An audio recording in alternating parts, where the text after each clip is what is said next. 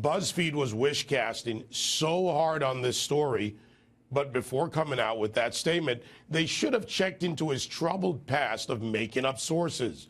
Goes all the way back to the Bush administration and his work then. His problems were so bad, even the Columbia Journalism Review, recognized and respected, once accused Leopold of being a fabulist.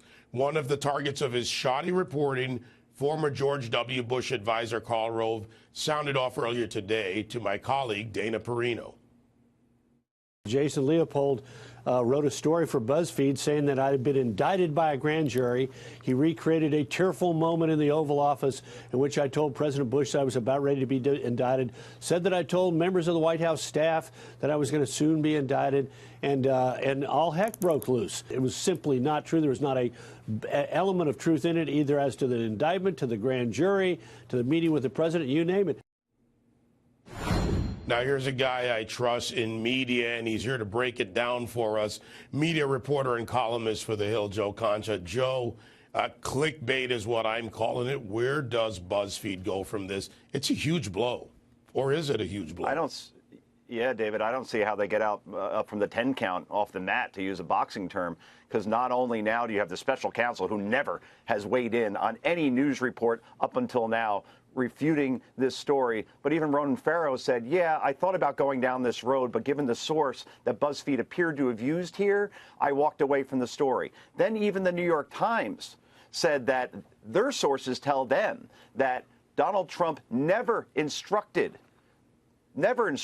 Michael Cohen to lie in this situation. So it really is falling apart at this point. You know what the tell was for me, David?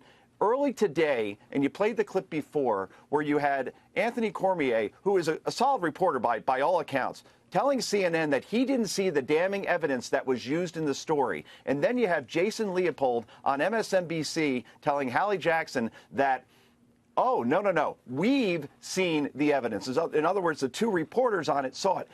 So somebody is lying here, obviously, and now it's all falling apart. And look, another tell as well. Law enforcement officials in the story said they were involved in an investigation, as was pointed out by Anthony McCarthy earlier on Tucker Carlson's show, meaning maybe not the Russian investigation, but some other investigation. To Kimberly's point, we don't know who these law enforcement officials are. Are they at the top of the ring? Are they outside the loop? We don't know. So, again, it's a matter of being first instead of accurate and treating gossip as gospel. And now here we are once again, one of the biggest black eyes that we've seen in journalism. And this reminds me a lot, David, of the Michael Flynn story by then ABC News reporter, investigative reporter Brian Ross, using one source saying that Donald Trump, during the campaign, had directed Flynn to reach out to the Russians. Brian Ross is no longer with ABC. Boy, this feels a lot like that, David. Yeah, but Joe, it keeps repeating, and over the years you've talked about this. We've covered these issues across the spectrum, and it keeps happening. So is there a lesson not being learned here, or is this really so badly aligned against Donald Trump that they will put anything out there knowing that they will feed the beast?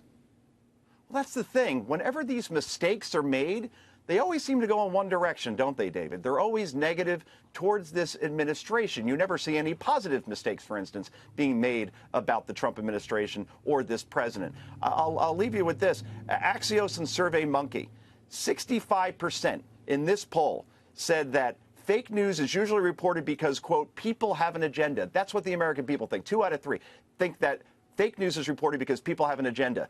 3% think it happens just by accident. So the public perception of media, not just Republicans, but the American people in general, outside of the rabid partisans, think that the news reporters are not only just making mistakes and being sloppy, but actually have an agenda and are making things up. It's incredible. And by the way, David, congratulations to you, by the way, to getting the guest hosting spot tonight, despite being the benefit of white privilege. I mean, I think that's remarkable that here you are sitting here as a beneficiary of white privilege. By the way, for the record, Joe was one of the first people to hear that story when that happened on my show. I know you got a call from our mutual friend, Dave.